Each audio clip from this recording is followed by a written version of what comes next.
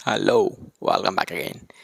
Okay, तो आज की टॉपिक हम जो स्टार्ट करने वाले हैं वो होने वाला है इशू ऑफ डिबेंचर्स का ही अगला टॉपिक, जिसका नाम है इंटरेस्ट ऑन डिबेंचर्स। जैसा कि हमने डिस्कस किया था कि इंटरेस्ट ऑन डिबेंचर्स के अंदर से बहुत इंपॉर्टेंट टॉपिक है, क्योंकि ये क्वेश्चन से भी, आपके टॉपिक से भी क्वेश्चन एग्जाम में पक्का से पक्का बनेगा ही बनेगा। हो सकता है 3 मार्कर में आए, हो सकता है 1 मार्कर में भी आ जाए, हो सकता है 6 मार्कर में भी आ जाए, बट आएगा ज़रूर, इतना श्योरिटी है। क्योंकि 6 मार्क के क्वेश्चन वगैरह बनता है तो एक मर्ज होके आता है एक टॉपिक के साथ, जिसमें आपको सब सारी एंट्रीज एक साथ करनी पड़ती हैं। तो आज का टॉपिक हमारे पास होने वाला है इंटरेस्ट ऑन डिबेंचर्स। अब इंटरेस्ट ऑन डिबेंचर्स की जो एंट्रीज है ना, वो आपको एग्जैक्टली कैसे फ्रेम करनी होती हैं, कौन कौन सी बातों का आपको ध्यान रखना पड़ता है, वो सारी बातें हम करेंगे। बहुत आसान टॉपिक होने वाला है, ऐसा कुछ नहीं है, बहुत बड़ी चीज़ें हैं। केवल और केवल 3 एंट्री हम लोग सीखने वाले हैं, और वो तीनों एंट्रीज को पहले मैं समझा देता हूँ आपको कैसे आप पास ऑन करोगे। देखो बेटा, ये हमारे पास है कंपनी, और एक तरफ है हमारे पास कौन, डिबेंचर होल्डर। ठीक है, तो होता क्या है, लेट सपोज कंपनी ने डिबेंचर के नाम पर भाई इस बंदे को कितने डिबेंचर्स दिए, 50,000 रुपए के, लेट सपोज 50,000 रुपए के 15% वाले डिबेंचर्स दे दिए। ठीक है, एक काम कर 10% ले लेते हैं, समझने के लिए थोड़ा आसानी रहेगी आपको। 10% वाले डिबेंचर्स यहाँ पे इशू कर दिए। ठीक है, तो डिबेंचर्स की क्लास कौन सी है, 10% वाले डिबेंचर्स हैं हमारे पास जो इशू किए गए हैं। अब कंपनी क्या करेगी बेसिकली, तो डिबेंचर होल्डर क्या करेगा, यहाँ पे डिबेंचर होल्डर यहाँ पे कुछ ना कुछ पेमेंट वगैरह करेगा। तो डिबेंचर होल्डर ने क्या किया, बैंक अकाउंट से अपने 50,000 रुपये निकाले और बैंक कंपनी को पैसे दे दिए, खत्म काम। अब जब तक ये डिबेंचर्स 50,000 वाले डिबेंचर होल्डर के पास रहेंगे, तब तक कंपनी की लीगल ऑब्लिगेशंस क्या है कि भाई वो उसे इंटरेस्ट पे करती रहेगी over the period of time, जब तक वो रहेंगे डिबेंचर्स। अब कितने टाइम तक रहेंगे, ये कंपनी ऑलरेडी जब इशू करती है डिबेंचर्स तभी बता देती है, 1 साल, 2 साल, 5 साल, 10 साल, जितने भी साल तक के लिए पैसा लिया गया है। It's a kind of a loan जो कि डिबेंचर्स के अगेंस्ट पब्लिक से लिया गया है या फिर आउटसाइडर से लिया गया है। ठीक है, other than financial institutions. Done. तो अब है क्या, अब देखो कंपनी क्या कर रही है, बेसिकली कंपनी इस टॉपिक में क्या पढ़ने वाले हैं, कंपनी डिबेंचर होल्डर्स को क्या दे रही है बच्चों, यहाँ पे इंटरेस्ट ऑन डिबेंचर्स दे रही है। तो जो भी इंटरेस्ट डिबेंचर्स के ऊपर दिया जाता है, डायरेक्टली हम ऐसा नहीं करते कि डायरेक्टली पे कर देते हैं। तो सबसे पहले आप क्या करोगे, उसकी ड्यू करने की एंट्री पास करोगे। पहले हम उसे कैलकुलेट करके अपने बुक्स ऑफ अकाउंट्स में रिकॉर्ड करेंगे। ठीक है, तो उसकी एंट्री होगी सबसे पहले। तो जो पहली एंट्री हम लोग रिकॉर्ड करते हैं वो किसकी एंट्री करते हैं, डिबेंचर इंटरेस्ट ड्यू की एंट्री। तो डिबेंचर इंटरेस्ट ड्यू पहले आप एक क्रिएट करोगे। अब कितने रुपए का इंटरेस्ट आपका बनता है वो लिखने के लिए आप क्या लिखोगे, यहाँ पे सिंपल, यहाँ लिखोगे आप debenture interest account debit to, किसके नाम से ड्यू होगा बच्चों, ये होगा डिबेंचर होल्डर के नाम से, कि भाई हमने एक लायबिलिटी क्रिएट कर ली और ये अमाउंट ड्यू कर दिया। अच्छा, कितना अमाउंट ड्यू करोगे, इसे एग्जांपल में ले लेते हैं। 50,000 रुपए के डिबेंचर्स थे और 10% के हिसाब से उसका रेट ऑफ इंटरेस्ट है। तो कितना अमाउंट हो गया इंटरेस्ट का, सर 50,000 रुपए के ऊपर आप 10%, अगर आप एनुअल लेवल पे डिबेंचर्स का इंटरेस्ट पे कर रहे हो तो ये एंट्री हमारे पास बन जाती है। यहाँ नरेशन में आप क्या मेंशन करोगे, बीइंग डिबेंचर इंटरेस्ट ड्यू, कि डिबेंचर्स का जो भी इंटरेस्ट बनता है वो आपने यहाँ पे ड्यू कर दिया, हो गया हमारा काम। पहली एंट्री ये हो गई ड्यू करने की। जैसे हम शॉप पे जाते हैं ना, हम डायरेक्टली ऐसा तो है नहीं भाई सामान खरीद लिया, हम क्या करते हैं, सामने पे से पहले पूछते हैं भाई पैसा कितना बनता है इसका। तो जितना पैसा बना आपने बातचीत हो गई, तो ये क्या है, ये उतना अमाउंट की बातचीत है कि भाई कितना अमाउंट आपका बनता है, ये हमने ड्यू कर दिया, खत्म काम। ड्यू करने के बाद what about the next entry, अब जितना भी अमाउंट ड्यू किया गया है वो कंपनी क्या करेगी, डिबेंचर होल्डर को पे कर देगी। अब पे करने के लिए क्या एंट्री बनती है, तो यहां लिखोगे सेकेंड अमाउंट, क्या लिखोगे,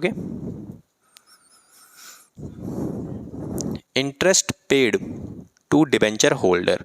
तो हम क्या करेंगे, डिबेंचर होल्डर को जो भी अमाउंट ऑफ इंटरेस्ट है उसे हम पे ऑफ कर देंगे। तो बेटा पे करने की एंट्री क्या होगी, ये जो इंटरेस्ट आपने ड्यू किया, ये लायबिलिटी जो आपने क्रिएट किया, ये आप क्लियर करोगे by paying the amount to whom, debenture holder. तो यहां लिखोगे डिबेंचर होल्डर अकाउंट डेबिट और नीचे लिखोगे बैंक अकाउंट, क्योंकि आपने इतना पेमेंट कर दिया। ठीक है, तो कितना पेमेंट किया सर आपने, बेटा जितना ड्यू किया था यही अमाउंट हम उठा के पे कर देंगे और ये हमारा अमाउंट पेड हो गया। नीचे नरेशन में क्या लिखोगे, being debenture interest paid to debenture holder. तो हमने डिबेंचर होल्डर को जो भी अमाउंट था इंटरेस्ट का वो हमने यहाँ पे करवा दिया, खत्म काम, है ना।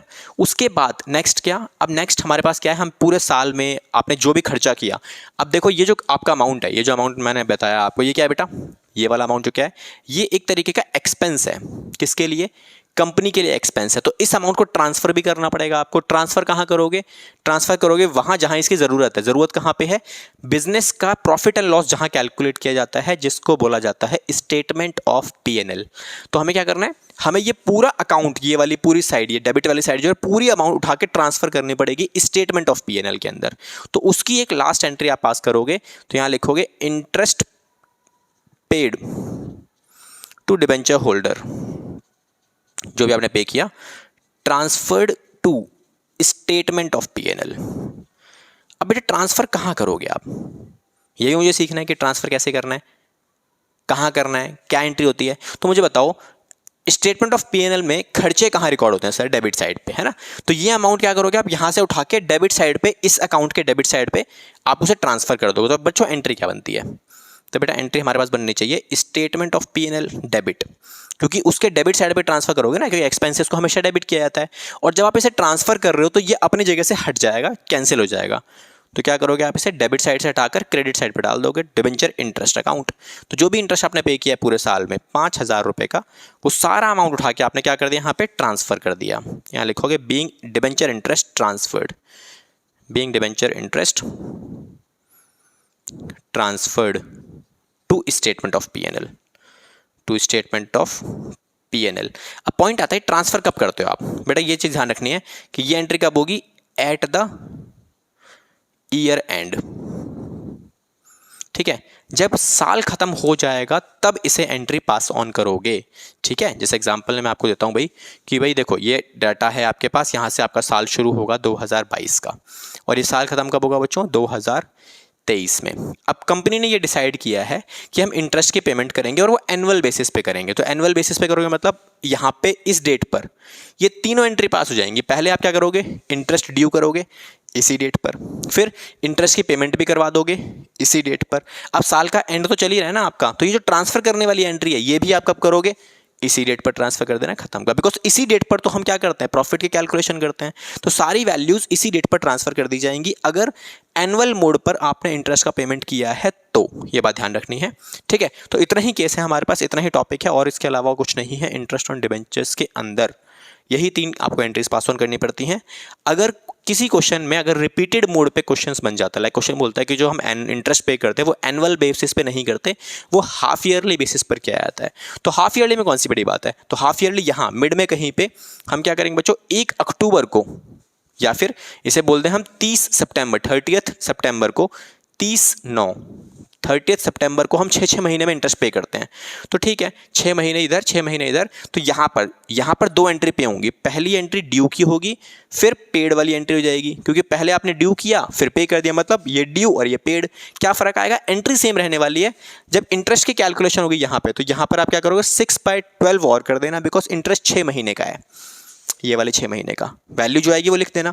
फिर उसी अमाउंट को पे भी कर दोगे आप। कैसी एंट्री, कैसे पे करोगे सर? ये वाली एंट्री पास करके। तो यही एंट्री पे करने की एंट्री हो गई आपके पास। तो ये एंट्री, 2 एंट्री यहाँ पे हो गई। फिर अगले 6 महीने के बाद, बिकॉज आपने ड्यू यहाँ पे किया है, तो ट्रांसफर नहीं करोगे आप अब यहाँ पे, तो ट्रांसफर कब होगा? साल के आखिरी में, है ना।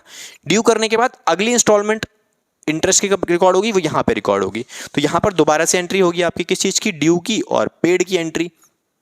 तो एक एंट्री यहाँ, दूसरी एंट्री यहाँ, तीसरी एंट्री यहाँ, चौथी एंट्री यहाँ। तो आपने 2 बार इंटरेस्ट पे किया, तो 2 बार ड्यू करके फिर पे करोगे। तो यहाँ पे ड्यू पेड हो गया हमारा काम। उसके बाद अब साल खत्म हो चुका है, तो पूरे साल में आपने जितना भी इंटरेस्ट पे किया है उसको यहाँ पे ट्रांसफर करने की एक एंट्री और आपको करनी पड़ेगी। कौन सी वाली एंट्री होगी सर? ये वाली एंट्री, ठीक है। तो ये वाली एंट्री आप यहाँ पे ट्रांसफर करने के लिए लास्ट में पास ऑन कर देना, खत्म क्वेश्चन हमारा। तो ये क्वेश्चन आपका 6 मार्कर में अगर आएगा तो ये मर्ज होके आएगा, जहाँ पर इशू और इंटरेस्ट पेड की एंट्री भी डिमांड करेगा, जहाँ पर ये केस बन सकता है। अगर ऐसा आया तो 3 नंबर में आपका फिक्स बैठता है, 1 2 3 एंट्री आपके पास मिल जाती हैं। तो ये टॉपिक भी इंपॉर्टेंट है, इसे भी अच्छे से ध्यान रखिएगा। इसी के ऊपर भी हम कुछ क्वेश्चंस भी कवर अप करेंगे, तो तब तक आप इसको नोट डाउन कर लीजिए, इसे कॉन्सेप्ट को समझ लीजिए अच्छे से। तो मिलेंगे अपने नेक्स्ट क्लास में with some another questions of this topic, ठीक है। तब तक के लिए thank you so much and all the best.